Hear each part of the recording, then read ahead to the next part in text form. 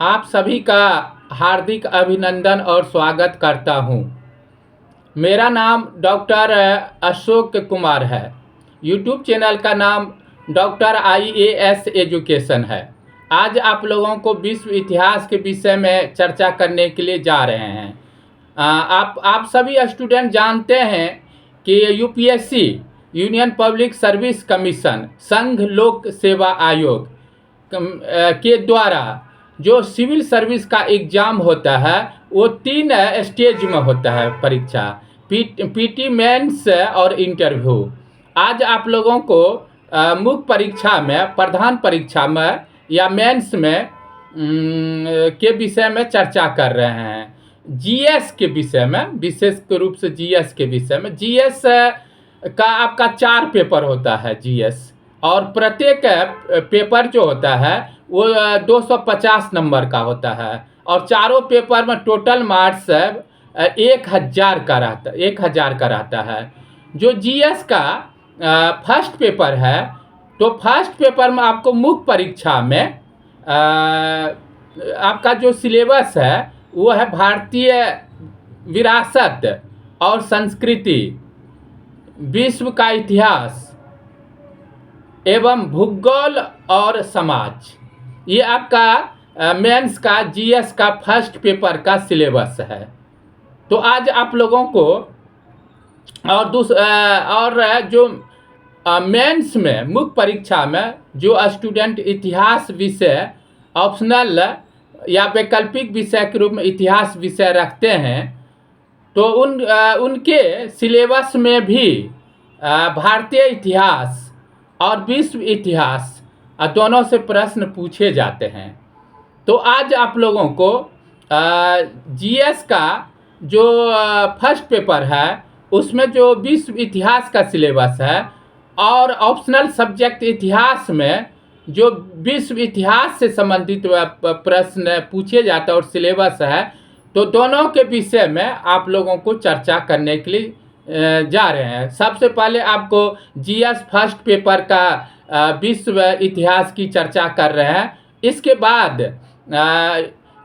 जो optional subject इतिहास विषय रखते हैं, तो उसमें जो विश्व इतिहास का वो चर्चा करेंगे। चलिए आप चर्चा करते हैं। जैसा कि आप लोग जानते हैं, विश्व इतिहास से जो सिलेबस है UPSC सिविल सर्विस मेंस परीक्षा में, वह विश्व के इतिहास में 18वीं सदी की घटनाएं यथा औद्योगिक क्रांति, ठीक है, एक ये है आपका सिलेबस। दूसरा विश्व युद्ध, उसके बाद राष्ट्रीय सीमाओं का पुनः सीमांकन, उपनिवेशवाद की समाप्ति, राजनीतिक दर्शन शास्त्र जैसे साम्यवाद, पूंजीवाद, समाजवाद इत्यादि से प्रश्न जो है पूछे जाते हैं, और उनके रूप और समाज पर उनका प्रभाव। ये आपका मुख्य परीक्षा मेंस का, प्रधान परीक्षा का जो फर्स्ट पेपर में जो विश्व इतिहास है, तो उसके विषय में आप लोगों को चर्चा की है। अब आपको ऑप्शनल सब्जेक्ट इतिहास में जो विश्व इतिहास का सिलेबस है उसके विषय में चर्चा करने के लिए जा रहे हैं। देखिए, इसमें कई सेक्शन है, विश्व इतिहास में कई सेक्शन है। तो कई सेक्शन क्या है, तो आपका जो पहला चैप्टर है, तो पहला चैप्टर है, फर्स्ट चैप्टर, वो है प्रबोध एवं आधुनिक विचार, प्रबोध एवं आधुनिक विचार या प्रबोधन एवं आधुनिक विचार। ये आपका चैप्टर है विश्व इतिहास का, UPSC सिविल सर्विस के मेंस का। तो इसमें 3 खंडों में विभाजित जो है सिलेबस को किए गए, 3 खंडों में। तो जो फर्स्ट खंड है, पार्ट है, वो है आपको प्रबोध के प्रमुख विचार, प्रबोध के प्रमुख विचार। तो इसमें प्रबोध के प्रमुख विचार या प्रबोधन के प्रमुख विचार, तो इसमें कांट और रूसो के विषय में आपके सिलेबस में, कांट और रूसो। और जानते हैं कांट जो है एक जर्मन दार्शनिक थे, विचारक थे, और उसके बाद ये दार्शनिक थे ये कांट। और कांट के ने उसकी 3 प्रसिद्ध कृतियां के विषय में उल्लेख मिलते हैं। उनके 3 कृतियां क्या क्या, उसके विषय में आप लोगों को चर्चा कर रहे हैं। शुद्ध बुद्धि मीमांसा एक ग्रंथ ये है कांट के, व्यवहारिक मीमांसा और न्याय। इन्होंने प्रमुख रूप से इनकी 3 पुस्तक है जिन्होंने अपने विचारों को विस्तार से उल्लेख किए हैं। उसके बाद आपके सिलेबस में रूसो 18वीं सदी के फ्रांस का ये सबसे प्रसिद्ध दार्शनिक थे रूसो। और रूसो का जन्म जो है 1712 ईस्वी में जेनेवा में हुआ था, रूसो का जन्म। और रूसो ने प्राकृतिक स्थिति की ओर लौटने की बात पर समाज की कृत्रिमता पर प्रकाश जो है इन्होंने विस्तार से डाले हैं। तो अब आप लोगों को क्या करना है, तो आपको संक्षिप्त में चर्चा किए, विस्तार से नहीं किए। और आप कांट के विषय में पढ़िए और रूसो के विषय में विस्तार से आप लोगों को तैयारी करनी है दोनों के विषय में। उसके बाद जो दूसरा खंड है, इसमें उपनिवेशों में प्रबोध प्रसार या प्रबोधन, और उपनिवेशों में किस तरह से प्रबोध या प्रबोधन। देखिए, प्रबोध या प्रबोधन मतलब कि एक समय में संसार में ज्ञान का काफ़ी जो है विस्तार हुआ, ज्ञान नॉलेज का। नॉलेज अर्थात संसार में तरह तरह के चीज़ों का आविष्कार होना जो है, हर चीज़ों का होना प्रारंभ हुआ और चिंतन प्रारंभ हुआ, चिंतन मनन। तो जिसके कारण वैज्ञानिक क्षेत्र में चिंतन के सोच का विकास किए गए, सामाजिक में, धार्मिक में, आर्थिक में, राजनीतिक में, हर क्षेत्रों में जो है विस्तार हुए।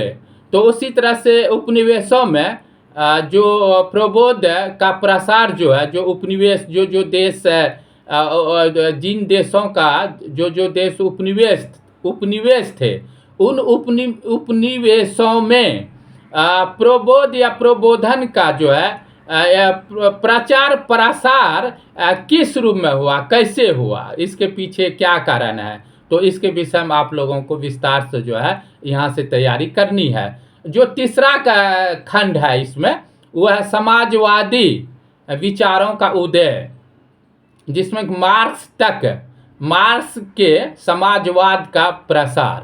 तो ये आपका तीसरा खंड है जो चैप्टर 1 के अंतर्गत जो चर्चा किए। तो इसमें क्या क्या पढ़ना है। समाजवादी विचारों को उदय कहाँ हुआ, किन किन देशों में हुआ समाजवादी विचारों का उदय। तो समाजवादी विचारों का उदय जो इंग्लैंड में हुआ, रूस में हुआ, फ्रांस में हुआ, जर्मनी में हुआ, और मार्क्सवादी समाजवाद। तो इन सभी के विषय में आप लोगों को जो यूपीएससी का मेंस का परीक्षा आयोजित किए जाते हैं, उसमें प्रश्न यहाँ से जो है पूछे, आपको विस्तार से तैयारी करनी है। ठीक है, अभी आप लोगों को संक्षिप्त में चर्चा जो है कर रहे हैं। उसके बाद जो आप लोगों का दूसरा चैप्टर है मेंस का, यूपीएससी का, विश्व इतिहास का, वह आधुनिक राजनीति के मूल स्रोत। आधुनिक राजनीति के मूल स्रोत, आधुनिक राजनीति के मूल स्रोत क्या क्या थे। तो इसमें ये आपका चैप्टर है, दूसरा चैप्टर। इसमें 5 खंड है, याद रखिएगा, इसमें 5 खंड है। हम आप लोगों को 5 खंडों के विषय में एक एक करके चर्चा करेंगे। जो पहला खंड है, फर्स्ट, वो है यूरोपीय राज्य प्रणाली। तो आप लोग जानते हैं कि यूरोपीय राज्य प्रणाली किस प्रकार की थी, और इसके विषय में, यूरोपीय राज्य प्रणाली के विषय में आप लोगों को विस्तार से यहाँ से तैयारी करनी चाहिए। यहाँ से प्रश्न जो है पूछे जाते हैं। जो आपका दूसरा खंड है, पार्ट है, वो है अमेरिकी क्रांति एवं संविधान।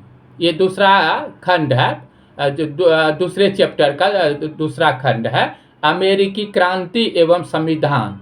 तो इसमें देखिए अमेरिकी क्रांति क्यों हुई और क्रांति होने के बाद प्रभाव क्या पड़े, तो इसके विषय में चर्चा कर रहे हैं। तो आपको सबसे पहले क्या पढ़नी है, अमेरिकी क्रांति की पृष्ठभूमि क्या रही है, ठीक है। उसके बाद क्रांति से पहले अमेरिका की स्थिति किस तरह की थी क्रांति से पहले। उसके बाद आप लोगों को हम चर्चा कर रहे हैं अमेरिकी क्रांति क्यों हुई, क्या कारण थे, क्या काउज थे, इसके पीछे क्या रीजन था। तो आपको कारण बता रहे हैं अमेरिकी क्रांति होने के कारण। तो पहला जो पॉइंट है इसमें सप्तवर्षीय युद्ध का प्रभाव, इसके कारण भी जो है अमेरिकी क्रांति हुई, ठीक है। दूसरा आपको है बौद्धिक एवं राजनीतिक चेतना। उसके बाद है आपको उपनिवेशों पर करों का बोझ, उपनिवेशों पर करों का जो काफ़ी बोझ हो गया था, इसके कारण भी अमेरिकी क्रांति हुई थी। उसके बाद वास्टन घटना तथा दमनकारी अधिनियम, और इसके कारण भी जो है आपको अमेरिकी क्रांति जो है यहाँ हुई थी। और क्रांति होने के बाद और क्या क्या हुआ, बौद्धिक एवं राजनीतिक चेतना का उदय हुआ था। और जो अमेरिकी क्रांति के और जो कारण है वो है बौद्धिक और दूसरा जो है राजनीतिक चेतना। इन दोनों का जो तेजी से उदय हुआ, इसके कारण भी अमेरिकी क्रांति जो है हुई थी। और उसके बाद अमेरिकी क्रांति के प्रभाव क्या था, क्या प्रभाव पड़ा जब क्रांति हुई। तो क्रांति होने के बाद देश के अंदर क्या क्या इफेक्ट पड़े, किन किन चीज़ों पर इफेक्ट पड़े, तो वो आपको बता रहे। जैसे कि स्वतंत्रता की भावना का जन्म हुआ क्रांति के बाद। उसके बाद लोकतंत्र की स्थापना हुई, जब क्रांति हुई तो अमेरिका में लोकतंत्र की स्थापना जो है हुई। उसके बाद जो है धर्मनिरपेक्षता का जन्म हुआ, धर्मनिरपेक्षता का जन्म अमेरिका में हुआ। उसके बाद औद्योगिक विकास भी हुआ। अमेरिकी क्रांति के बाद अमेरिका में औद्योगिक विकास भी हुआ, उसके बाद विकास भी हुआ। उसके बाद और क्या हुआ, सामाजिक सुधार भी वहाँ पर हुआ क्रांति के बाद। और राजनीतिक सामाजिक विचारों की स्थापना भी बड़े पैमाने पर वहाँ पर हुआ। और उसके बाद वाणिज्यिक सिद्धांतों का परित्याग हो गया, छोड़ दिए गए। जो वाणिज्यिक जो सिद्धांत जो थे, जो रूल नियम थे, उन चीज़ों को छोड़ दिए गए।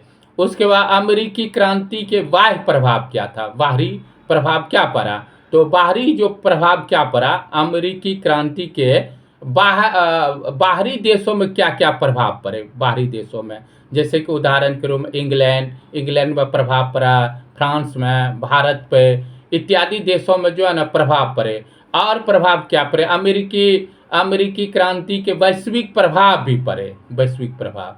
तो ये तो पढ़िए ही। और जो आपको अभी बताया अमेरिका का संविधान, जो क्रांति के बाद संविधान की लिखे गए, और संविधान लिखे गए तो संविधान में प्रमुख रूप से किन किन बातों के विषय में लिखे गए, क्या उल्लेख किए गए, किस तरह से अमेरिकी संविधान निर्माण किए गए, तो उसमें क्या क्या बातों का उल्लेख किए गए हैं, ये सब आप लोगों को विस्तार से जो है ना यहाँ से तैयारी करनी है। अब आप लोगों को जो दूसरे चैप्टर का जो तीसरा खंड है वो है फ्रांसीसी क्रांति एवं उसके परिणाम, ये है आपका सिलेबस। तो अब आप लोगों को फ्रांसीसी क्रांति के विषय में बोल रहे हैं। फ्रांसीसी क्रांति क्यों हुई, क्रांति होने के पीछे क्या कारण, क्या काउज है। तो चलिए कुछ कुछ पॉइंट की चर्चा कर रहे हैं। फ्रांसीसी क्रांति के होने का कई कारणों में से एक है आपको सामाजिक कारण, ठीक है। दूसरा राजनीतिक भी है, आर्थिक उसके बाद प्रशासनिक कारणों से फ्रांसीसी क्रांति जो हुई थी। उसी तरह से फ्रांसीसी क्रांति जब हुई तो यहाँ पर नवीन विचारधाराओं का भी उदय हुआ। नवीन विचारधाराओं का जो बड़े पैमाने पर यहाँ से उदय हुए। उसके बाद धर्म के क्षेत्रों पर भी जो है कुछ ऐसे हुए कि जिसके धार्मिक कारणों से भी फ्रांसीसी क्रांति जो है हुई थी। उसके बाद तत्कालीन कारण भी कई ऐसे रहे हैं जिसके कारण फ्रांस में फ्रांसीसी क्रांति जो है वहाँ पर हुई थी। ये तो अभी आप लोगों को फ्रांसीसी क्रांति के कारणों के विषय में बताए। अब है कि क्रांति के बाद फ्रांस देश पर किस तरह का प्रभाव पड़े, क्या क्या प्रभाव पड़े, वहाँ पे इफेक्ट क्या पड़े, तो इफेक्ट के विषय में चर्चा कर रहे हैं। तो किन किन चीज़ों पर प्रभाव पड़े फ्रांसीसी क्रांति के बाद। उसके बाद आप देखेंगे राजनीतिक क्षेत्रों पर भी प्रभाव पड़े, आर्थिक क्षेत्रों पे प्रभाव पड़े, और सामाजिक क्षेत्रों में भी कई चीज़ों पर फ्रांसीसी क्रांति का प्रभाव पड़े। उसको धार्मिक क्षेत्रों में भी प्रभाव पड़े, और उसके बाद शैक्षिक एवं सांस्कृतिक क्षेत्रों में भी जो फ्रांसीसी क्रांति हुई थी उन क्रांतियों का प्रभाव जो है इन क्षेत्रों पर भी पड़े। तो उसके बाद आपका जो चैप्टर 2 है, और 2 चैप्टर का जो चौथा खंड है, 4th पार्ट है, तो सिलेबस है, उसके विषय में चर्चा करें। अब्राहम लिंकन के संदर्भ के साथ अमेरिकी सिविल युद्ध एवं दास्ता का उन्मूलन। समझ गए क्या आपका चैप्टर है, आपका क्या सिलेबस है, फिर से सुन लीजिए। अब्राहम लिंकन के संदर्भ के साथ अमेरिकी सिविल युद्ध एवं दास्ता का उन्मूलन, ये आपका एक फर्स्ट चैप्टर, दूसरा चैप्टर का चौथा पार्ट कहिए या खंड कहिए, ये है। तो इसमें देखिए आप लोगों को बता रहा, अमेरिकी जो गृह युद्ध हुआ था जिसको सिविल वार कहते हैं, तो सिविल वार किस नाम से जाना जाता है, जो सिविल युद्ध हुआ तो इस युद्ध को किस नाम से जाना जाता है, इनको कहा गया वार बिटवीन द स्टेटस के नाम से भी अमेरिकी सिविल युद्ध को कहा जाता है, कहा गया है, ठीक है, इस नाम से भी जो जाना जाता है। अब है कि अमेरिका में सिविल युद्ध होने के पीछे क्या कारण है, क्या कारण रहा, क्यों युद्ध हुए वहाँ पे, सिविल युद्ध क्यों हुए, तो सिविल वार क्यों हुए, तो इनके भी कारणों के विषय में चर्चा का। उत्तरी और दक्षिणी राज्यों के बीच दास्ता, ठीक है, दास्ता दास प्रथा। तो आप जानते हैं कि उत्तरी और दक्षिणी जो अमेरिका के राज थे उन दोनों राज्यों के बीच में दास प्रथा जो है प्रचलन में थे। तो एक ये भी कारण रहा, इस प्रथा के कारण भी सिविल युद्ध जो है वहाँ पर हुए। उसके बाद और क्या दूसरा कारण क्या है, राज्यों के अधिकारों और पश्चिमी तर विस्तार को लेकर दशकों से पल रहे तनाव का परिणाम था, ये भी एक कारण रहा, ठीक है। और उसके बाद ये युद्ध जो चला था अमेरिका में सिविल युद्ध, ये 12 अप्रैल 1861 ईस्वी में प्रारंभ हुआ और 26 अप्रैल 1865 ईस्वी तक चला था, ठीक है। 4 वर्षों तक अमेरिका में सिविल युद्ध चलते रहे। अब इसका परिणाम क्या निकले, निष्कर्ष क्या निकले, अर्थात इसका प्रभाव, इफेक्ट क्या पड़े देश पर, अमेरिका देश पे सिविल वार जो हुए इसका प्रभाव अमेरिका देश पर क्या पड़े। तो आपको प्रभावों के विषय में चर्चा करें, जैसे कि वहाँ से दास प्रथा खत्म कर दिए गए इस सिविल युद्ध के बाद, और उसके बाद व्यापक आर्थिक परिवर्तन किए गए, व्यापक रूप में आर्थिक क्षेत्रों में तरह तरह के सुधार किए गए, और उसका जो है ना सैन्य उन्नति भी किए गए, सैन्य व्यवस्था का विस्तार किए गए, और उसको आधुनिक युद्ध तंत्र का भी विकास हुआ, युद्ध तंत्र का भी विकास हुए।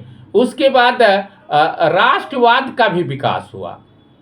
अमेरिका का जो सिविल युद्ध हुआ, सिविल वार, इसका क्या परिणाम पड़ा, प्रभाव क्या पड़ा, राष्ट्रवाद का विकास वहाँ पर हुआ। उसके बाद और क्या क्या प्रभाव पड़ा, ये समाज में महिलाओं की भूमिका में विस्तार। अब महिलाओं के जो उनके अधिकार है, तो अधिकारों का विस्तार किए गए इस सिविल वार के बाद। तो अभी आप लोगों को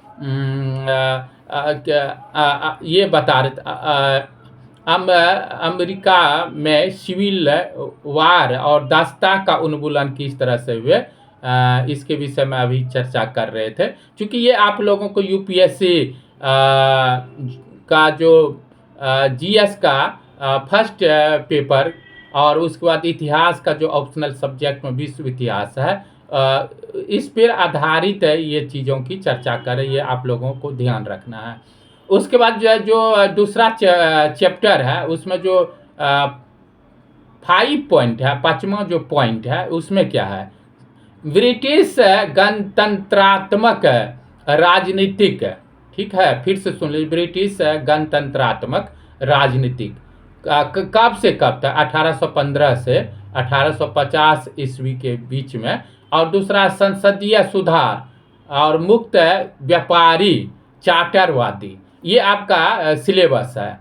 तो इसमें देखिए 1815 के बाद लोकतांत्रिक प्रक्रिया का विकास किस तरह से होता है, कैसे होता है, होने के पीछे क्या क्या फैक्टर तत्व रहे हैं, इसके विषय में विस्तार से आपको पढ़ना है।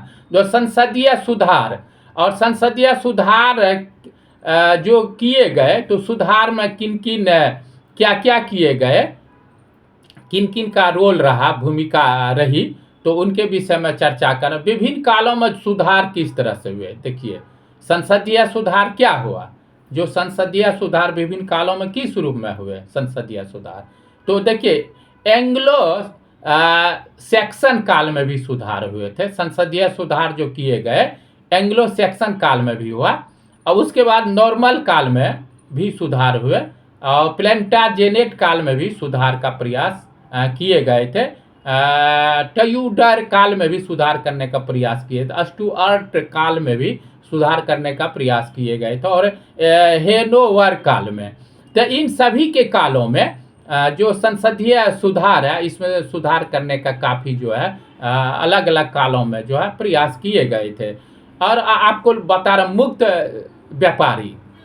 मुक्त व्यापारी के विषय में चर्चा कर रहे हैं, ये आप ध्यान से सुनिए। आप लोग जानते हैं मुक्त व्यापारी किसको कहा जाता है, तो ये आप लोग जानिए, ये आपके सिलेबस में है।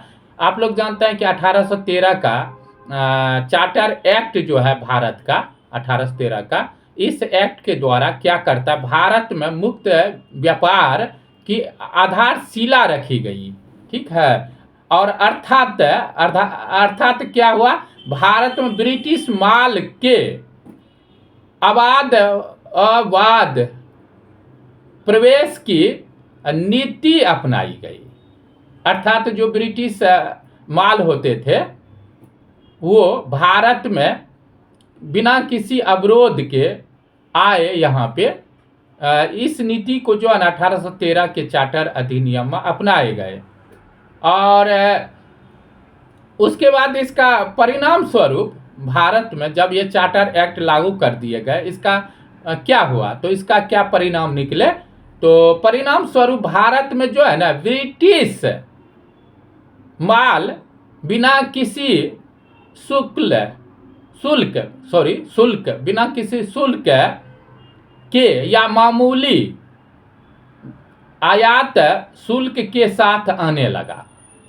अर्थात मुक्त व्यापारी किसको कहा गया, जो 1813 का चार्टर अधिनियम था, जो इसमें जो नियम कानून बनाए गए थे, और इस नियम कानून के द्वारा तो ब्रिटेन से ब्रिटिश जो माल होते थे, तरह तरह के सामान होते थे, वो ये भारत में जो है या तो शुल्क लगाए ही नहीं गए, या शुल्क लगाए तो एक अल्प मात्रा में शुल्क लगाएगा, आयात शुल्क, और जिसके कारण कि इसी को कहा गया है, जिसके कारण वहाँ के तरह तरह की वस्तुएं जो है भारत में आना प्रारंभ हो गए, इसी को मुक्त व्यापारी कहा गया है आपके सिलेबस में। ये चलिए आप चलते हैं, आपका जो तीसरा चैप्टर है, तीसरा चैप्टर यूपीएससी के सिलेबस में औद्योगिकीकरण है। औद्योगिकरण, औद्योगिकरण है ये, ठीक है। ये तीसरा चैप्टर है। इसके अंतर्गत क्या क्या है, देखिए इसके अंतर्गत आपको 3 खंड है, इसमें 3 खंड। तो पहला खंड क्या है, अंग्रेजी औद्योगिक क्रांति, ठीक है, कारण एवं समाज पर प्रभाव। तो ये आपका फर्स्ट खंड है तीसरे चैप्टर में। उसके बाद औद्योगिक क्रांति सर्वप्रथम जो है ना, आप लोग जानते हैं कि इंग्लैंड में हुई थी। और क्यों हुई थी, तो क्यों हुई थी इंग्लैंड में औद्योगिक क्रांति सबसे पहली बार, तो इसके विषय में काउज के बता रहे, कारण बता रहे। जैसे कि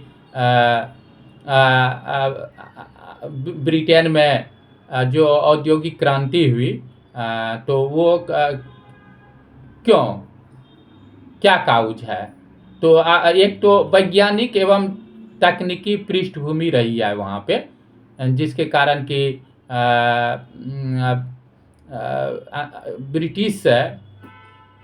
ब्रिटेन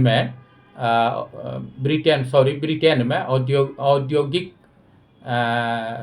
क्रांति जो है हुई। और उसके बाद भौगोलिक परिस्थिति, और उसके बाद सामाजिक तथा राजनीतिक व्यवस्था में परिवर्तन, और उसके बाद पर्याप्त पूंजी उपलब्ध थे वहाँ पे, और 18वीं शताब्दी के युद्ध और औद्योगिक धंधे, और इसके कारण भी वहाँ पर औद्योगिक क्रांति हुई। उसके बाद कृषि क्षेत्र में परिवर्तन हुए कई तरह के, और प्राकृतिक संसाधनों की प्रचुरता के कारण भी पर्याप्त उपनिवेश और कुशल एवं सस्ते मजदूर, और संयुक्त व्यापारिक कंपनियों का गठन, यातायात एवं संचार संबंधी सुधार, इन सभी कारणों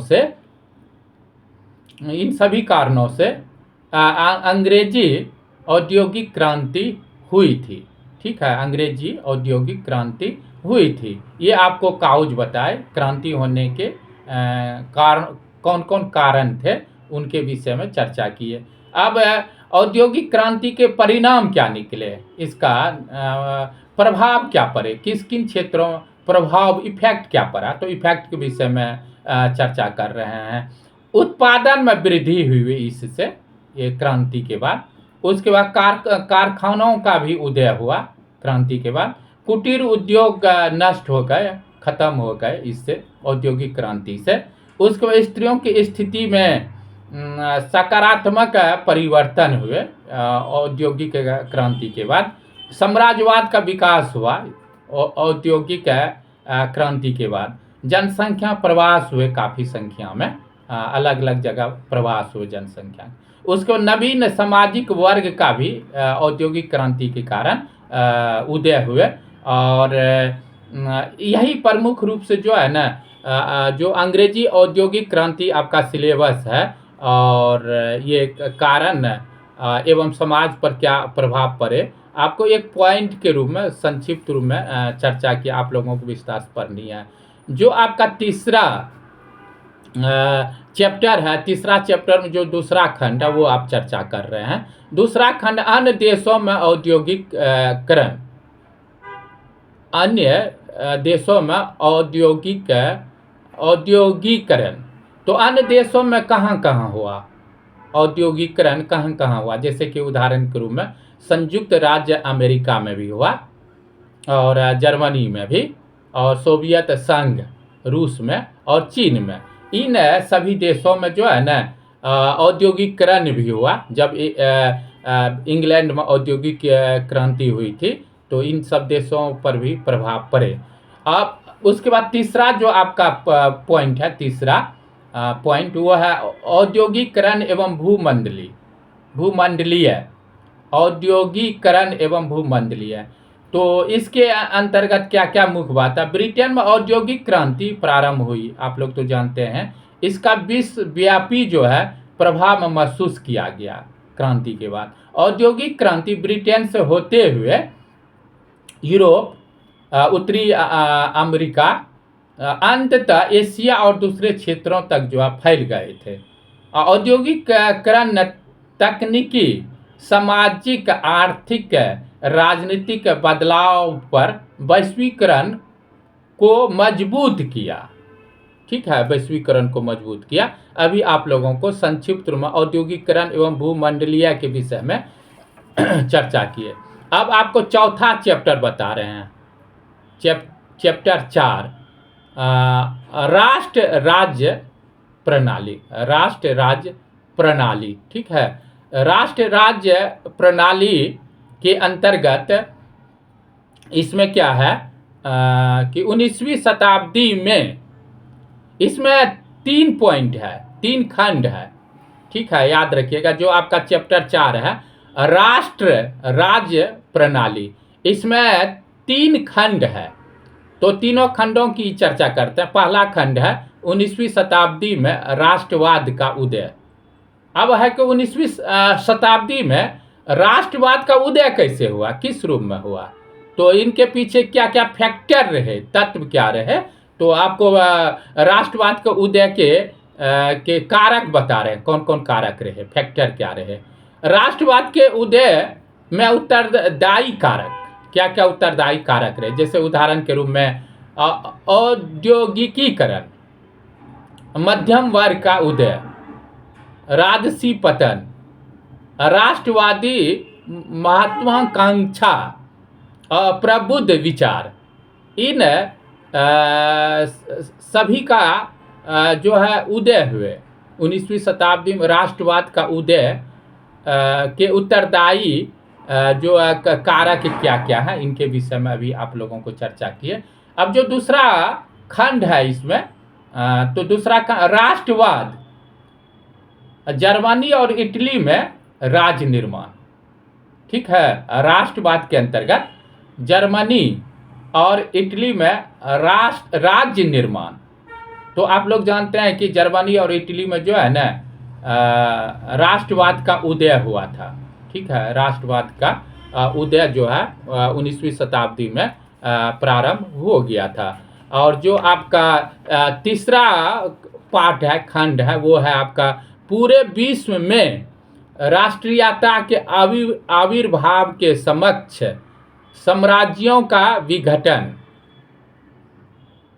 और देखिए, जब राष्ट्रीयता का उदय हुआ संपूर्ण विश्व में, संसार में राष्ट्र बने, राष्ट्र का निर्माण प्रारंभ हो गया, तो इससे क्या हुआ, जो साम्राज्य था ना, साम्राज्य, वो धीरे धीरे साम्राज्य का पतन होते चला गया, खत्म हो गए, साम्राज्यों का विघटन होते चला गया।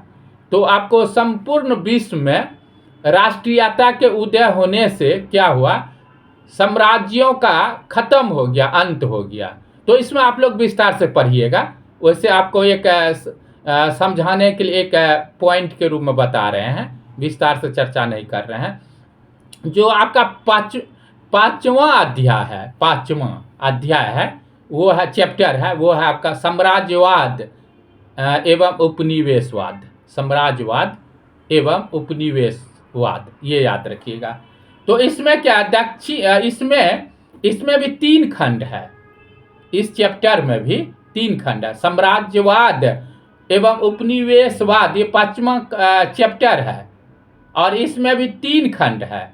तो 3 खंड का नाम की चर्चा कर। पहला जो खंड है दक्षिण एवं दक्षिण पूर्व एशिया। ठीक है, तो अब इसमें हम लोग क्या प्रश्न पूछे, जो दक्षिण और जो दक्षिण पूर्व एशिया है, और इसमें साम्राज्यवाद और उपनिवेशवाद किस तरह के थे, कैसा था, किस रूप में थे। तो इन पे आप लोग जानते हैं कि साम्राज्यवाद एवं उपनिवेशवाद का दक्षिण एवं दक्षिण पूर्व एशिया में विस्तार हुआ था, इस कालों में विस्तार हुआ। और साम्राज्यवादी देशों ने किस किस देशों में अपना उपनिवेश बनाया, किन किन देशों में साम्राज्यवादी देशों ने किन किन देशों में उपनिवेश अपना बनाए। तो इनके विषय में आप लोग विस्तार से पढ़िएगा। दूसरा जो इसमें पार्ट है, खंड, वो है लातीनी अमेरिका एवं दक्षिण अफ्रीका। तो दोनों देशों के विषय में विस्तार से आपको पढ़नी है। उसके बाद ऑस्ट्रेलिया के विषय में पढ़िए विस्तार से। जो इसमें चौथा खंड है वो है साम्राज्यवाद एवं मुक्त व्यापार। तो और नव साम्राज्यवाद का उदय, ये आपका चौथा इसमें खंड है, पार्ट है। तो फिर से सुन ले, साम्राज्यवाद एवं मुक्त व्यापार, नव साम्राज्यवाद का उदय। ठीक है, आप लोग जानते हैं कि 19वीं शताब्दी में औद्योगिक क्रांति हुई थी, और जब औद्योगिक क्रांति हुई थी और क्रांति के परिणाम स्वरूप आर्थिक क्षेत्रों में, जो आर्थिक क्षेत्र थे उन आर्थिक क्षेत्रों में क्या हुआ, तो नई नई विचारधाराओं का जन्म हुआ। औद्योगिक क्रांति के बाद नई नई विचारधाराओं का जन्म हुआ। ठीक है, तो इसी कई विचारधाराओं में से एक थे एडम स्मिथ और तुर्गो ने मुक्त व्यापार के सिद्धांत का प्रतिपादन किए थे। ठीक है, एडम स्मिथ, फिर से सुन लीजिए, एडम स्मिथ और तुर्गो ने मुक्त व्यापार के सिद्धांत का दोनों ने क्या किए, प्रतिपादन किए थे, प्रतिपादन। और उसके बाद क्या होता, 19वीं शताब्दी के उत्तरार्ध में यूरोप में नव साम्राज्यवाद का जन्म हुआ, नव साम्राज्यवाद का जन्म हुआ। और ये जन्म होने के पीछे अनेक कारण थे। तो आप इन सभी कारणों के विषय में विस्तार से आप लोगों को पढ़नी है। अब आप लोगों को हम चर्चा कर रहे हैं छठा चैप्टर, आपका 6th चैप्टर, क्रांति एवं प्रतिक्रांति। देखिए नाम से भी आप जान रहे होंगे, क्रांति एवं प्रतिक्रांति। तो इसमें आपका जो खंड है क्रांति और प्रतिक्रांति, तो इसमें भी आपका कई खंड है। ठीक है, क्रांति और प्रतिक्रांति, तो इसमें आपका खंड जो है 4 खंड है, 4 खंड। तो चारों खंड का हम आप लोगों को विस्तार से चर्चा कर रहे हैं। जैसे कि पहला जो खंड है क्रांति एवं प्रतिक्रांति के अंतर्गत, वह 19वीं शताब्दी यूरोपीय क्रांतियाँ, फिर से सुन लीजिए, 19वीं शताब्दी यूरोपीय क्रांतियाँ। तो इसमें 19वीं शताब्दी में क्या होता है, यूरोप में अनेक क्रांतियाँ हुई थी यूरोप में। जैसे उदाहरण के रूप में स्पेन में 19वीं शताब्दी में क्रांति हुई थी, पुर्तगाल में क्रांति हुई थी, ग्रीक में क्रांति हुई थी, अर्जेंटीना में क्रांति हुई थी, फ्रांस में क्रांति हुई थी, जर्मनी में क्रांति हुई थी, ऑस्ट्रो हंगेरियन में क्रांति हुई थी, स्विट्जरलैंड में क्रांति हुई थी, नीदरलैंड में क्रांति हुई थी। तो जो 19वीं शताब्दी ईस्वी के अंतर्गत जो यूरोप देश थे, इन कई यूरोपीय देशों में अनेक तरह की अलग अलग देशों में अलग अलग क्रांतियाँ हुई थी। तो यहाँ से प्रश्न जो आप लोगों को विस्तार से पढ़नी है, तैयारी करनी है। जो इसमें दूसरा खंड है वो है आपका 1917 ईस्वी से लेकर 1921 की रूसी क्रांति। अब चलते हैं रूसी क्रांति के विषय में बता रहे हैं। जो आपका दूसरा खंड है वो है 1917 ईस्वी से लेकर 1921 ईस्वी की रूसी क्रांति। अब है कि रूसी क्रांति क्यों हुई, रूस में क्रांति क्यों हुई, रूस में क्रांति होने के पीछे क्या कारण थे। तो आपको कारणों के विषय में चर्चा करें। देखिए, श्रमिकों की दयनीय स्थिति वहाँ पर थी, और श्रमिकों की दयनीय स्थिति के कारण रूस में क्रांति हुई थी। दूसरा है कि एक समय में जो आपका 1917 से 1921 ईस्वी के बीच का काल है, इसमें समाजवाद का विकास हुआ था रूस में, और सामाजिक असमानता भी था इस समय, और उसका कृषकों का असंतोष। तो ये कई कारणों से 1917 से 1921 ईस्वी के मध्य जो है रूस में रूसी क्रांति हुई थी। अब है कि जब रूसी क्रांति हुई तो क्रांति का प्रभाव क्या पड़ा, इफेक्ट क्या पड़ा, इसके विषय में चर्चा कर रहे हैं। देखिए, जो भी जब भी क्रांति होती है ना, बहुत कुछ में परिवर्तन, चेंज आ जाते हैं क्रांति होने के बाद, ये याद रखिएगा। जब भी क्रांति होते हैं कई तरह के चेंज आ जाते हैं, परिवर्तन। जैसे उदाहरण के रूप में प्रभाव क्या पड़े, रूसी क्रांति के प्रभाव क्या क्या पड़े, जैसे उदाहरण का आंतरिक प्रभाव पड़े, आर्थिक सुधार हुए, और सामाजिक प्रभाव पड़े, और सांस्कृतिक प्रभाव पड़े, और बाह्य प्रभाव पड़े। इन सभी क्षेत्रों में जो है, जो रूसी क्रांति, रूस देश में जो रूसी क्रांति हुई थी, इन सभी क्षेत्रों में जो है क्रांतियों का प्रभाव पड़े। जो आपका जो ये जो छठा चैप्टर है, इसमें तीसरा जो खंड है वह फांसीवाद, प्रतिक्रांति, इटली एवं जर्मनी। ठीक है, तो फांसीवाद, प्रतिक्रांति, इटली एवं जर्मनी, इसके विषय में आपको चर्चा कर रहे हैं। पहले चर्चा करते हैं आप लोगों को इटली के विषय में। देखिए, इटली में भी क्या क्या होता है। फांसीवाद 20वीं शताब्दी के यूरोप में अपनी क्या होता है उपजी। फिर से सुन लीजिए, फांसीवाद 20वीं शताब्दी के यूरोप में उपजी एक अति राष्ट्रवादी विचारधारा है, हाँ, और राष्ट्रीय एकता और विस्तार पर बल दिए। ये प्रमुख चीज़ों की चर्चा की, और सब छोड़ दिए। इसके बाद भी कई चीज़ों की है। अब देखिए, इटली में फांसीवाद, इटली के अधिनायकवादी शासन को फांसीवाद के नाम से जाने गए। इटली में फांसीवाद का जो जनक थे बेनिटो मुसोलिनी थे। बेनिटो मुसोलिनी को इटली में फांसीवाद के जनक जो है, जन्मदाता पिता माने जाते हैं, और कहा जाता है कि इन्हीं के नेतृत्व में इटली में एक सशक्त राष्ट्र के रूप में जो है इटली उभर करके आए। और इटली में फांसीवाद के उदय के अनेक कारण थे। आखिर इटली में फांसीवाद का उदय क्यों हुआ, किस कारण से हुआ, उदय के पीछे कारण क्या था, क्या क्या कारण था। अभी आपको उदय के पीछे कारणों के विषय में चर्चा करें, क्या क्या कारण था, इसके विषय में समझिए। अनेक कारण थे, तो ये अनेक जो कारण थे न, तो अनेक कारणों को आप लोगों को पढ़ना है, क्या कारण थे समझना है। अब जर्मनी बता रहे हैं। जर्मनी में जो है नाजीवाद का उदय हुआ। नाजीवाद जर्मनी में इटली के फांसीवाद के प्रतिरूप में जर्मनी में नाजीवाद का उदय हुआ। और नाजीवाद के उदय में और हिटलर का महत्वपूर्ण स्थान था, हिटलर का। तो ये अभी आपको जो चर्चा किए, फांसीवाद, प्रतिक्रांति, इटली एवं जर्मनी, ठीक है, इसके विषय में।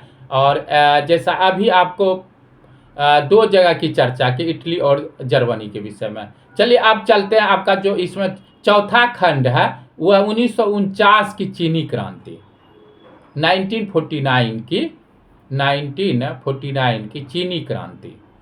तो चीनी क्रांति आप लोग जानते हैं कि चीनी कम्युनिस्ट क्रांति एक सामाजिक और राजनीतिक क्रांति थी, जो 1927 ईस्वी में चीन में प्रारंभ हुई और 1949 तक 1949 में पीपुल्स रिपब्लिक ऑफ चाइना की घोषणा के साथ जो है समाप्त हुए।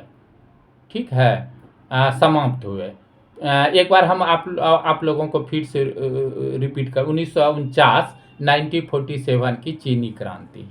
और चीनी क्रांति क्यों हुई, क्रांति के पीछे कारण क्या है, क्रांति होने के बाद चीन देश में क्या क्या प्रभाव पड़े, तो इनके विषय में आप लोगों को जो है ना विस्तार से पढ़नी है। तो अभी संक्षिप्त रूप में आप लोगों को चर्चा की। अब जो आपका सातवां चैप्टर है, सातवां चैप्टर विश्व युद्ध ठीक है, विश्व युद्ध, ये 7वां चैप्टर है। और विश्व युद्ध के अंतर्गत इसमें जो आपका पॉइंट है, इसमें भी 3 खंड है, 3 खंड है। पॉइंट मतलब 3 खंड है इसके अंतर्गत। अब 3 खंड कौन कौन है वो चर्चा कर रहे हैं। विश्व युद्ध, ठीक है, 7वां चैप्टर है विश्व युद्ध, और इसमें 3 खंड है, तीनों खंड की चर्चा कर। जो पहला खंड है वो संपूर्ण युद्ध के रूप में प्रथम एवं द्वितीय विश्व युद्ध, समाजीय निहितार्थ।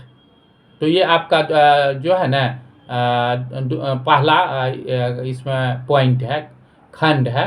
तो इसमें ये देखना कि प्रथम और द्वितीय विश्व युद्ध किस प्रकार के हुए। तो आपको हम प्रथम विश्व युद्ध की चर्चा कर रहे हैं, प्रथम विश्व युद्ध, और उसके बाद आप लोगों को चर्चा करेंगे द्वितीय विश्व युद्ध के विषय में। तो प्रथम विश्व युद्ध क्यों हुआ पूरे संसार में, विश्व युद्ध क्यों हुआ, प्रथम विश्व युद्ध, और विश्व युद्ध होने के बाद इसका परिणाम जो है, प्रभाव क्या पड़े, क्या क्या प्रभाव क्या क्या पड़े। तो पहले आपको काउज बता रहे हैं प्रथम विश्व युद्ध के होने के कारक।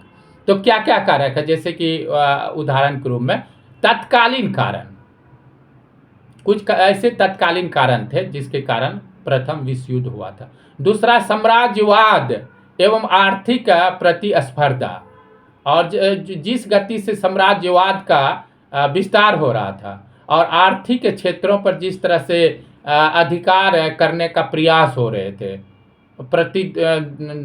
प्रतियोगिता हो रहे थे, तो इसके कारण भी जो है प्रथम विश्व युद्ध का जन्म हुआ।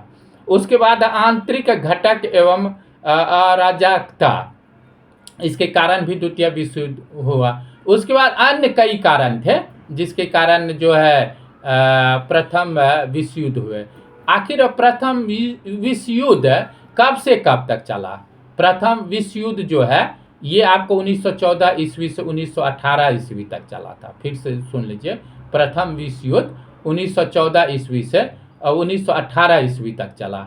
और प्रथम विश्व युद्ध का परिणाम क्या निकले, प्रथम विश्व युद्ध का क्या परिणाम निकले। तो इसका तत्कालीन परिणाम कई तरह के थे जो आप लोगों को पढ़नी है। उसको दूरगामी परिणाम भी पढ़े, ये भी तैयारी करनी है। अब है कि जो प्रथम विश्व युद्ध हुआ उसमें 2 पक्ष जो है, कौन कौन देश थे, 2 पक्ष। एक और जो था फ्रांस, रूस, ब्रिटेन, और बाद में चल करके 1917 ईस्वी में अमेरिका भी इस युद्ध में शामिल हो गए थे। जो दूसरे तरफ का पक्ष के लोग थे देश, वो है आपको जर्मनी, ऑस्ट्रिया हंगरी, और उसको ओटोमन साम्राज्य और बुल्गारिया, ये दूसरे पक्ष में थे।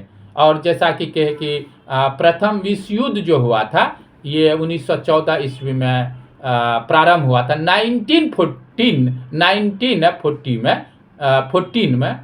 1914 में, और 1918 ईस्वी तक चला था, 1918 तक चला था, याद रखिएगा। ये अभी आप लोगों को प्रथम विश्व युद्ध के विषय में एक संक्षिप्त रूप में, एक झांकी के रूप में चर्चा किए, विस्तार से आप लोगों को तैयारी करनी है। तो अब आप लोगों को जो इसमें 7वां चैप्टर का जो तीसरा खंड है, पार्ट है, वो है आपको द्वितीय विश्व युद्ध। यहाँ भी आपको द्वितीय विश्व युद्ध का कारण और इनका क्या प्रभाव पड़े, क्या काउज रहे, क्यों द्वितीय विश्व युद्ध क्यों हुए और होने के पीछे क्या कारण रहे हैं, तो इसके विषय में आप लोगों को यहाँ चर्चा कर रहे हैं। देखिए, द्वितीय विश्व युद्ध क्यों हुआ। द्वितीय विश्व युद्ध जो है आपको वर्षा की अपमानजनक संधि हुई थी, और जिसके कारण जो है ना द्वितीय विश्व युद्ध के उदय होने के पीछे कई कारणों में से एक कारण ये भी रहा। उसके बाद जर्मनी और इटली में जो है सशक्त नेतृत्व का उदय हुआ था। सशक्त नेतृत्व का उदय कहाँ हुआ था, जर्मनी और इटली में हुआ था। ये भी एक कई कारणों में से रहा द्वितीय विश्व युद्ध के उदय होने का।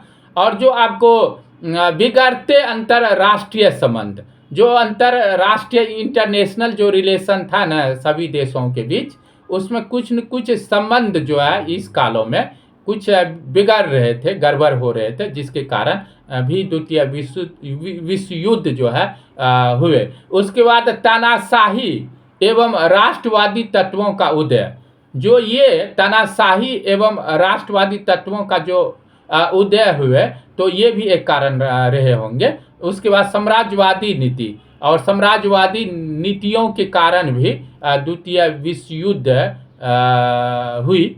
और उसके बाद तुष्टीकरण की नीति के कारणों से भी द्वितीय विश्व युद्ध जो है वो हुई थी। और ये द्वितीय विश्व युद्ध कब से कब तक चला था, ये अभी आप लोगों को बता, ये 1939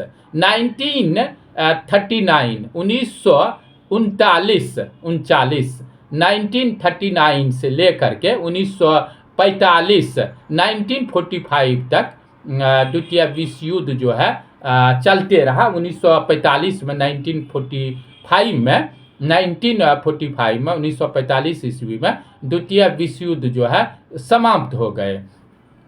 तो उसके बाद आप देखिए जो इसमें जो आपका सातवां कहिए कि चैप्टर है, उसमें जो तीसरा, अब उसके बाद ये खत्म हो गया आपका जो सातवां चैप्टर था ना विश्व युद्ध।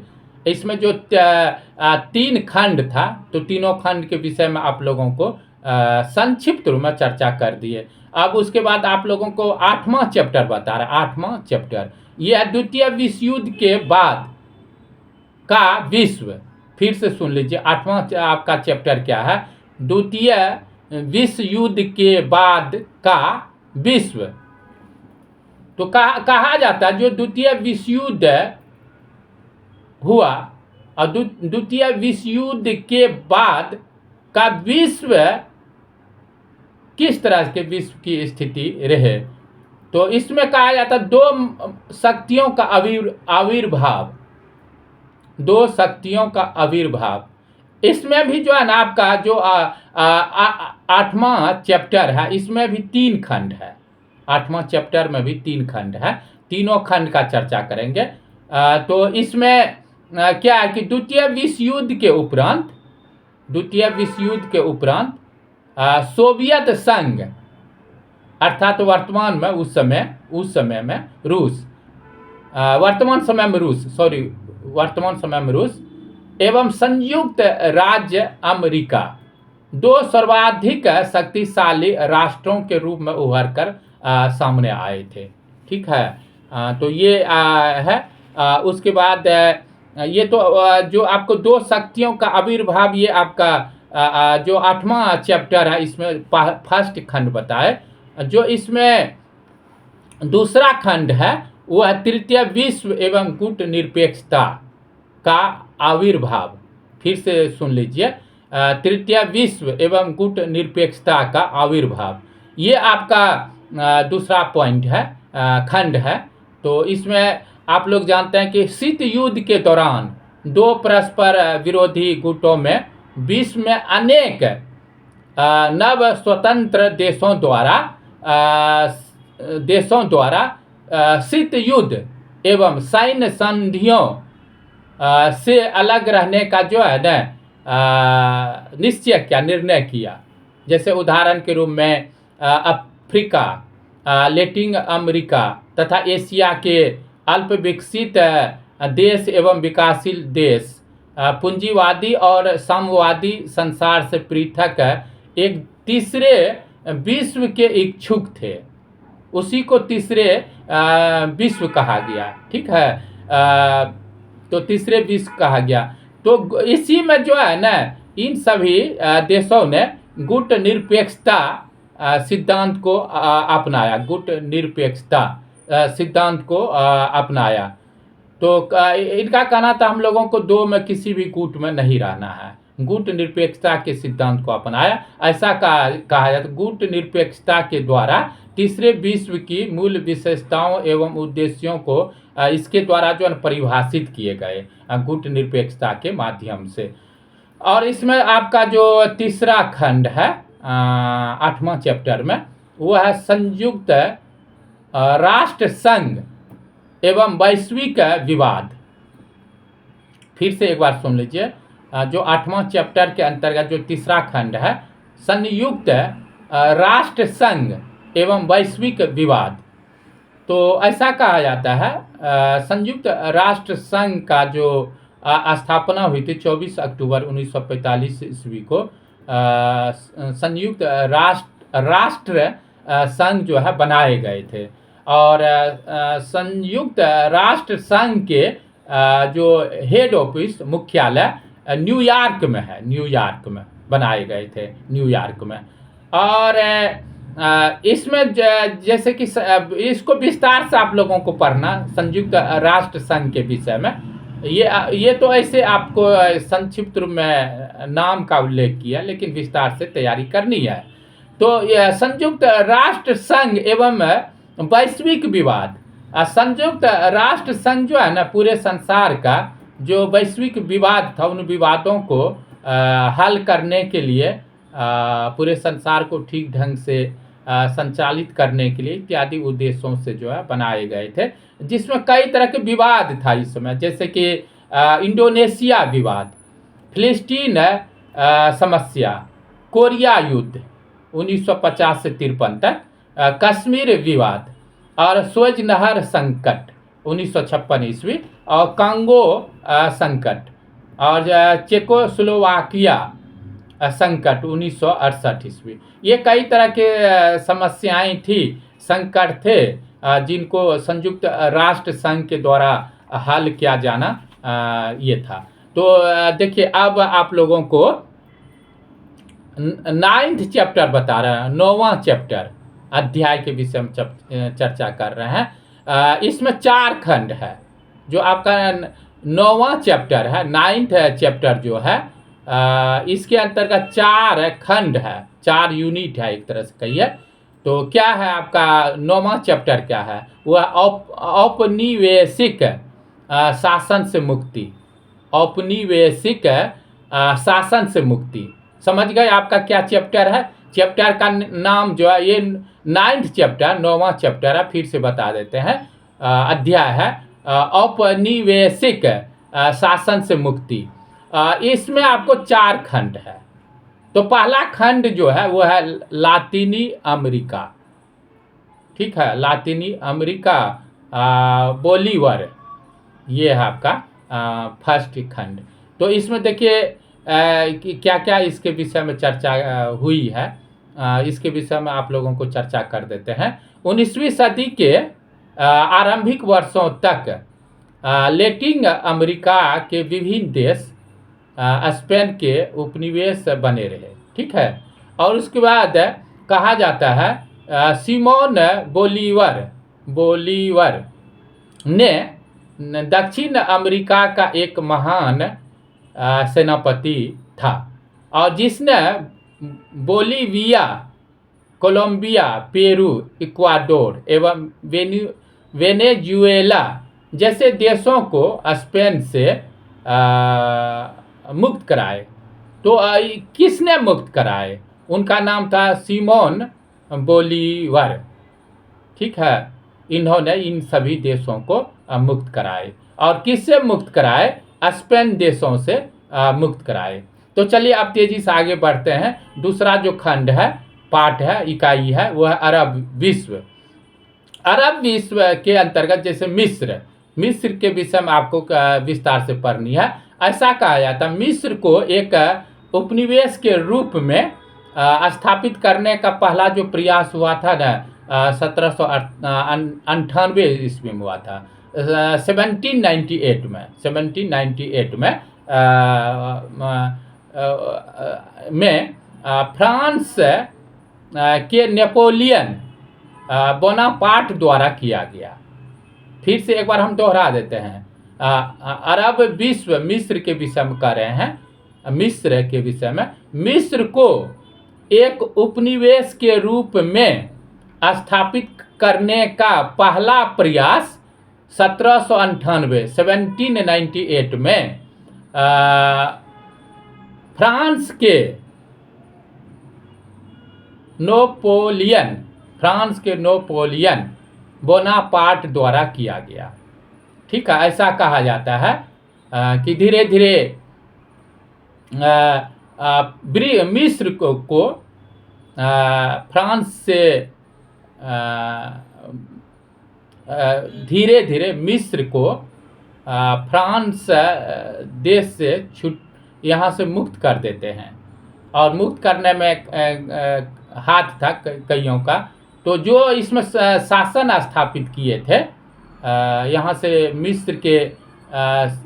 मिस्र में, वो थे मोहम्मद अली।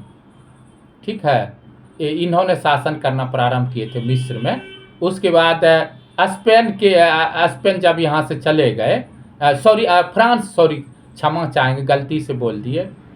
फ्रांस जब मिस्र से चले गए यहाँ से, मिस्र से फ्रांस के जाने के बाद यहाँ पर मोहम्मद अली शासन प्रारंभ करते हैं। मोहम्मद अली के बाद सईद पाशा का शासन काल रहा। उसके बाद इस्माइल पाशा का शासन काल रहा है, यहाँ पर मिस्र में रहा है। तो चलिए, अभी आपको अरब विश्व मिस्र के विषय में चर्चा कर रहे थे। इन मिस्र पर फ्रांस ने इनका यहाँ पे कुछ चीज़ों का यहाँ पर देश रहे थे, फ्रांस देश, और बाद में यहाँ से फ्रांस देश वापस चले जाते हैं मिस्र से। तो उसके बाद आप लोगों का तीसरा जो खंड है वो अफ्रीका है। अफ्रीका रंग भेद से गणतंत्र तक, ये तीसरा पॉइंट है आपका। इकाई कहिए, इकाई, खंड, पार्ट। अफ्रीका रंग भेद से गणतंत्र तक। तो अफ्रीका में आप लोग जानते हैं कि एक समय में रंग भेद की नीति प्रचलित थे, और धीरे धीरे आगे चल करके इसमें काफ़ी चीज़ों का सुधार करने का प्रयास किए गए थे। और उसके बाद अफ्रीका गणतंत्र कैसे बने, धीरे धीरे अफ्रीका जो है गणतंत्र बन जाते हैं। और कैसे बने, किस तरह से बने, और रंग भेद की नीति किस तरह से अफ्रीका में ख़त्म किए गए, क्या क्या नियम कानून बनाए गए, क्या क्या परिवर्तन आए। तो इसके विषय में आप लोगों को विस्तार से तैयारी करनी है, पढ़ाई करनी है। उसके बाद जो चौथा इसमें इकाई है, खंड है, वो है दक्षिण पूर्व एशिया। दक्षिण पूर्व एशिया, तो दक्षिण पूर्व एशिया का वियतनाम देश है। तो आप लोगों को दक्षिण पूर्व एशिया का जो वियतनाम देश है, तो इनके विषय में आप लोगों को काफ़ी विस्तार से पढ़िए, तैयारी कीजिए अच्छे से। ठीक है, और उसके बाद अब आप लोगों को चर्चा कर रहे हैं 10वां चैप्टर, 10th जो चैप्टर अध्याय है आपका, वो है, इसमें एक ही खंड है, एक ही इकाई है। तो उसके बाद जो 10वां जो चैप्टर है, अध्याय है, वो है फिर से बोलते हैं, औपनिवेशीकरण एवं अल्प विकास। ठीक है, एक बार और रिपीट कर देता है, औपनिवेशीकरण एवं अल्प विकास। मतलब कि इसका अर्थ होता है औपनिवेशीकरण का, उपनिवेशवाद का अंत, समाप्ति। ठीक है, समाप्ति। और ऐसा कहा जाता है, इसमें एक ही इकाई है, विकास के बाधक कारक लातीनी अमेरिका, अफ्रीका। तो ऐसा कहा, द्वितीय विश्व युद्ध के बाद धीरे धीरे उपनिवेशवाद का अंत हो गया, और अनेक देश जो है स्वतंत्र हो गए। तो चलिए, इसके विषय में जो है ना आप लोगों को विस्तार से तैयारी करनी है, लातीनी अमेरिका और अफ्रीका के विषय में। तो अब आप लोगों को 11वां चैप्टर बता रहे हैं, 11वां चैप्टर। तो इसमें यूरोप का एकीकरण, इस यूरोप का एकीकरण, ये आपका 11वां चैप्टर अध्याय है। इसमें 3 इकाई, खंड है, यूनिट है। तो तीनों, पहला जो यूनिट है, खंड है, वो है युद्धोत्तर स्थापनाएं, नाटो एवं यूरोपीय समुदाय। ठीक है, यूरोपियन कम्युनिटी। एक बार इसमें फिर से बता देते हैं, इसमें जो फर्स्ट यूनिट है, खंड है, वो है युद्धोत्तर स्थापनाएं नाटो एवं यूरोपीय समुदाय, यूरोपियन कम्युनिटी। तो देखिए, आप लोग जानते हैं कि 1949 ईस्वी में उत्तरी अटलांटिक संधि संगठन नाटो की जो है स्थापना की गई थी। तो आप लोग जो है नाटो के विषय में विस्तार से पढ़िए, और यूरोप का किस प्रकार से एकीकरण हुआ है, तो इसके विषय में। अब जो दूसरा आपका ये है दूसरा इकाई यूनिट, वो है यूरोपीय समुदाय, यूरोपियन कम्युनिटी का सुदृढ़ीकरण एवं प्रसार। ये दूसरा यूनिट है 11वां चैप्टर का। तो देखिए, इसमें क्या, यूरोपीय आर्थिक समुदाय या कॉमन मार्केट के नाम से प्रसिद्ध यूरोपीय समुदाय की स्थापना 1957 में रोम संधि की शर्तों के अधीन हुई थी। ठीक है, एक बार और आप लोगों को रिपीट कर देते हैं। यूरोपीय आर्थिक समुदाय या कॉमन मार्केट के नाम से प्रसिद्ध यूरोपीय समुदाय की स्थापना 1957 में 1957 में रोम संधि की शर्तों के अधीन हुई थी। जो रोम संधि हुई थी, उनमें जो शर्त रखे गए थे, उन शर्तों के अनुसार जो है संधि जो है, जो संधि थी, तो उस संधि के अनुसार जो यूरोपीय समुदाय की स्थापना हुई थी। तो चलिए, आप एक तीसरा जो आपका यूनिट खंड है, वो है यूरोपीयाई संघ, यूरोपीयाई संघ। ठीक है, ये आपका तीसरा यूनिट या इकाई खंड का। इसमें क्या है, यूरोपीय संघ का 7 फरवरी 1992 को 1992 को सृजन किया गया था। ठीक है, बनाए गए, स्थापना की गई थी। लेकिन 1 नवंबर 1993 को 1993 को यूरोपीय संघ की औपचारिक घोषणा, औपचारिक स्थापना जो हुई थी। ठीक है, इस तारीख को हुई थी। तो चलिए, इसको यूरोपीय संघ के विषय में आप लोगों को विस्तार से पढ़नी है। ठीक है, अभी तो आप लोगों को एक संक्षिप्त रूप में उल्लेख किया, लेकिन विस्तार से पढ़नी है। अब आप लोगों को बता रहे 12वां चैप्टर के विषय में। ठीक है, 12वां चैप्टर में भी 3 यूनिट है। ठीक है, 12वां चैप्टर में इसमें भी 3 यूनिट है 12वां चैप्टर। तो 3 यूनिट कौन कौन है? तो 12वां चैप्टर अध्याय क्या है? तो देखिए, सोवियत यूनियन का विघटन एवं एक ध्रुवीय विश्व का उदय। फिर से सुन लीजिए, चर्चा कर रहे हैं। सोवियत यूनियन का विघटन एवं एक ध्रुवीय विश्व का उदय, ये आपका 12वां चैप्टर है, अध्याय है। इसमें 3 खंड है, तीनों खंड को एक एक की चर्चा कर रहे हैं। जो पहला यूनिट खंड है, वो है सोवियत साम्यवाद एवं सोवियत यूनियन को निपात तक पहुंचाने वाले कारक। 1985 से लेकर के 1991 तक, 1991 तक। तो इसमें क्या कह रहा, फिर से सोवियत साम्यवाद एवं सोवियत यूनियन को निपात तक पहुंचाने वाले कारक। कब से कब तक? 1985 से 1991 तक, 1991 तक। तो इसमें कौन कौन कारण रहे? किस कारण से सोवियत साम्यवाद और सोवियत यूनियन का विघटन कैसे हो गया, खत्म कैसे हो गया, नष्ट कैसे हो गया? इन कारणों के विषय में, कारक के विषय में चर्चा करते हैं। क्या प्रमुख कारक रहे, क्या प्रमुख कारण रहे? देखिए, ऐतिहासिक कारक, और ऐतिहासिक कारक के कारणों से सोवियत साम्यवाद और सोवियत यूनियन का जो है विघटन हो गए। उसके बाद सांस्कृतिक कारक भी रहे हैं और आर्थिक कारक तो रहे ही हैं विघटन के कारण, और राजनीतिक कारक और कई ऐसे राजनीतिक कारक रहे हैं जिसके कारण सोवियत साम्यवाद एवं सोवियत यूनियन का विघटन हो गए। उसके बाद पश्चिमी देशों की भूमिका भी इसमें रही है और मिखाइल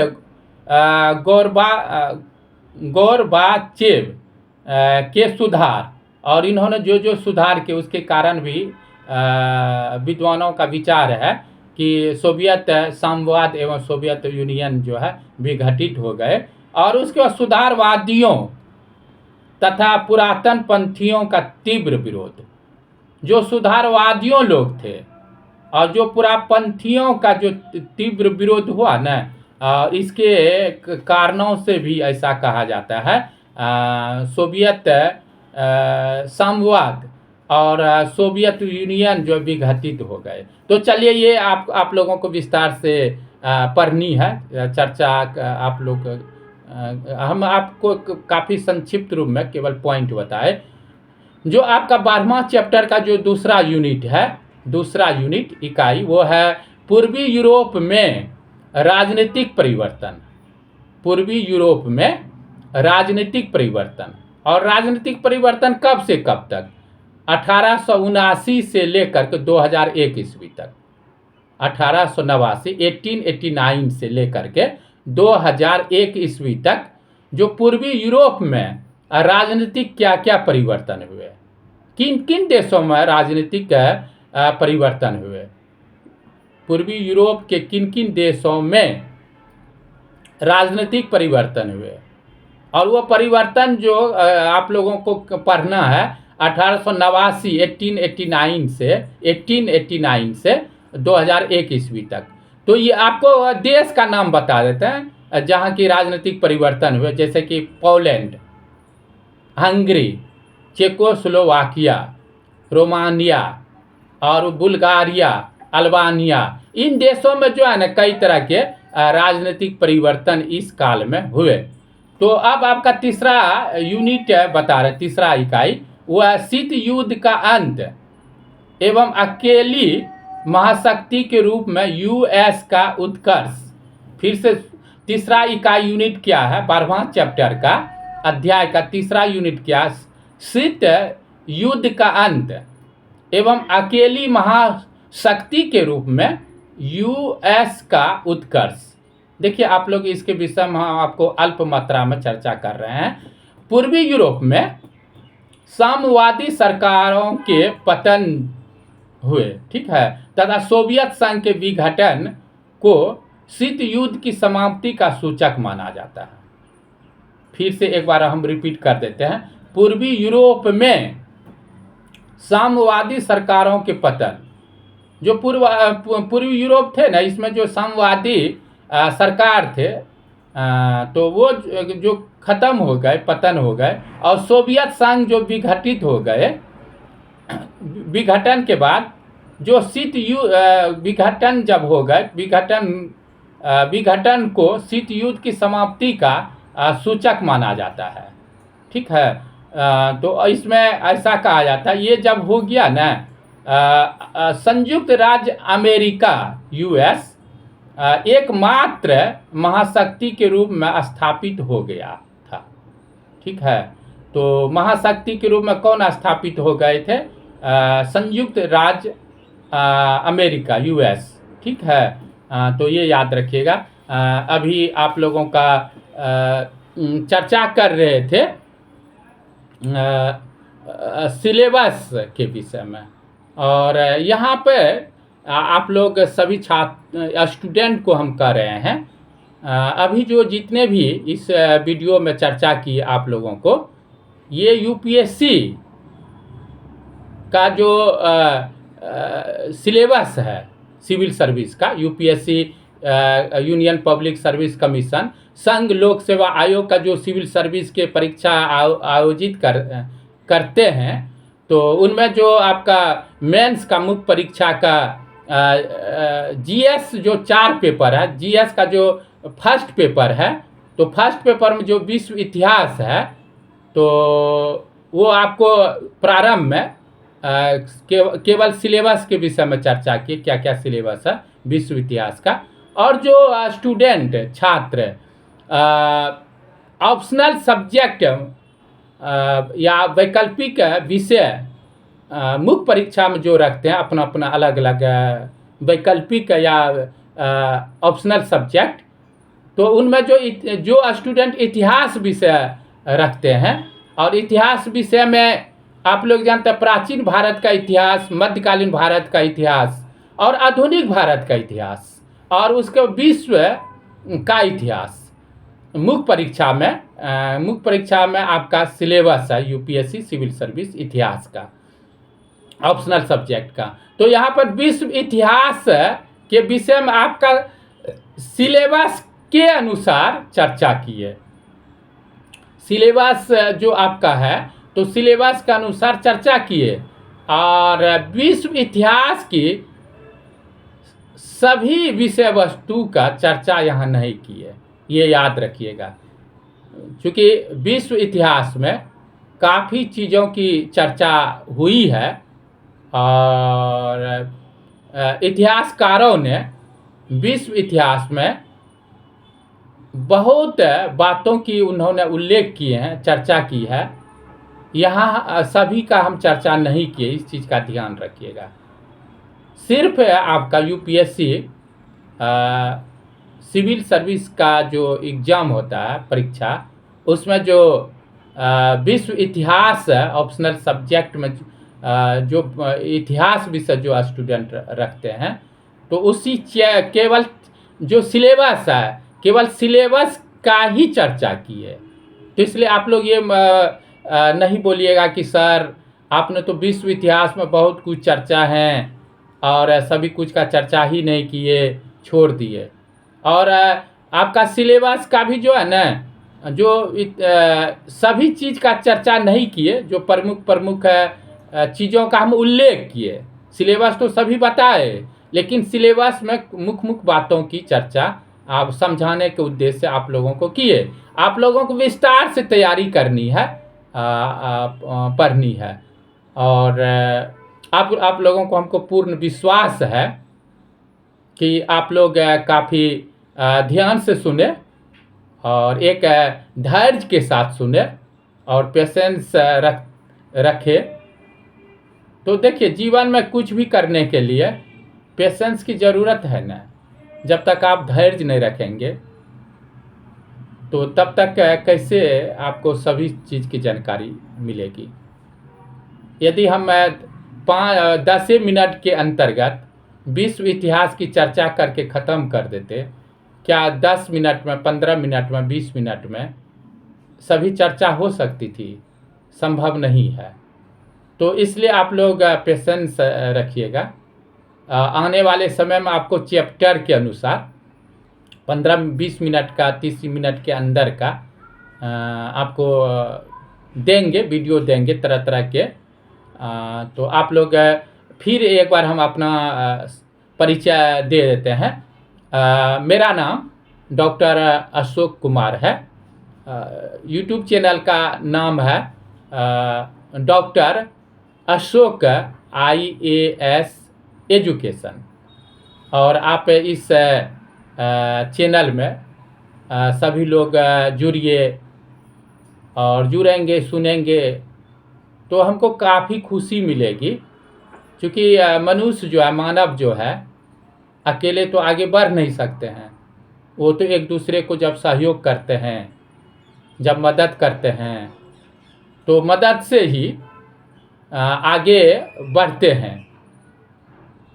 तो इसी के साथ आप सभी को जो सुन रहे हैं और काफ़ी ध्यान से सुने और धैर्य के साथ सुने, पेशेंस के साथ सुने, इसके लिए आप सभी को धन्यवाद